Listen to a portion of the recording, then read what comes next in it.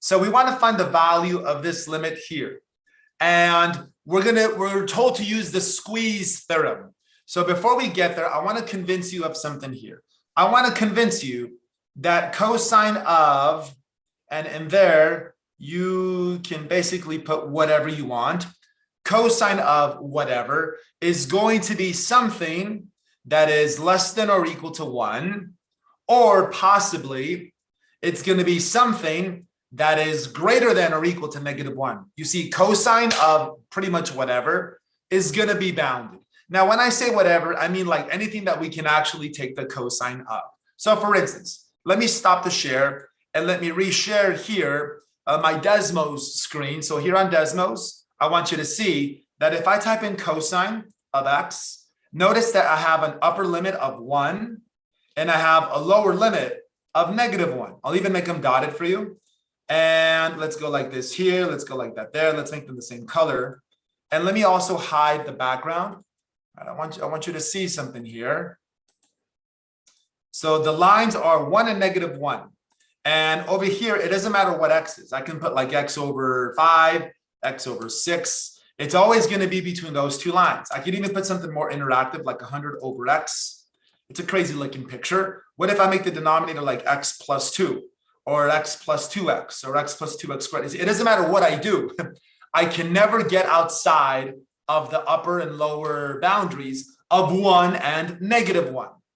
The only way to escape the upper and lower boundaries is to give a certain amplitude in the front other than 1. Like if you put a number bigger than 1, it's going to escape.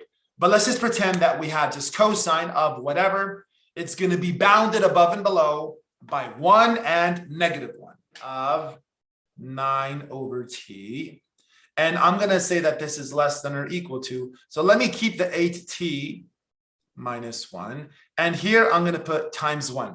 So I propose that this is true because a to the t minus 1 takes care of itself because it's on both sides. But based on our discussion just now, cosine of whatever is going to be less than or equal to 1. And as a matter of fact, I can put something else over here on this side where it's a to the t minus 1. And then what do you anticipate I am going to write on this side? I'm going to put times -1. That says times right there. Because cosine of whatever is going to be greater than or equal to -1. So really, the heart of this statement here has to do with this, this, and this.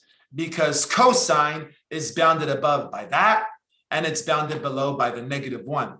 And this factor, 8 to the t minus 1, that just appears in all of them. So what's even the point of doing this comparison? Here is the point. Because in a different color here, what happens if right there, let me use a pen and not the line tool. What if right here, I take the limit as t approaches 0? Let's see what happens if I focus on this guy here and I take the limit as t approaches 0. So this would become 8 to the 0 minus 1 times 1.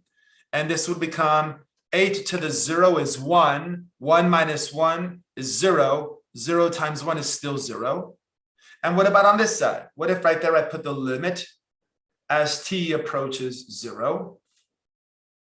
Well, let's see what happened if I plug 0 in there. This would become 8 to the 0 minus 1 times -1. And that's just going to be 0. So I put a limit here. I put a limit there. So actually, let me actually write it in limit as t approaches 0. And right here, limit as t approaches 0. Well, right there, I would go limit as t approaches 0. And you can see now why this would be equal to 0. Because I had an upper limit, I had a lower limit, and both of those individually had a limit of 0. And so because our function is sandwiched, or here's the key word, squeezed. Our function was squeezed by or between an upper and a lower function. And because the upper function had a limit of 0 and the lower function had a limit of 0, then the limit of our function is going to be 0. how come it was necessary to do all of this? How come you didn't just plug in 0 at the very beginning problem up here in red? Well, because if you plug in 0 there and there, watch what happens. If I had plugged in a 0 here and 0 there, it would have become, well, let's see what would have happened. It would have been 8 to the 0 minus 1 times cosine of 9 over 0.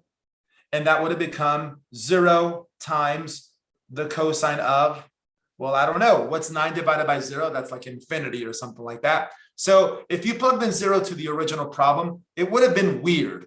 And so what we do is we use the so-called squeeze theorem. So the key is to find a function that is above, to find a function that is below, and to show that the limits of those guys are equal to the same thing, in this case, 0. And whatever that limit is for both the upper and lower function, then the one that's in between is squeezed by them. And so that limit would have to be the same as the one that was bounded above and below. So the key here is to find the correct comparison. So very often it is the case that if you have like a trig function, like sine or cosine, then very often we bound cosine above by 1 and we bound it below by -1. That's a very common boundary. When I have sine or cosine, either one, they're bounded above by 1 and -1. So this is just one example. So let's do another example in another video.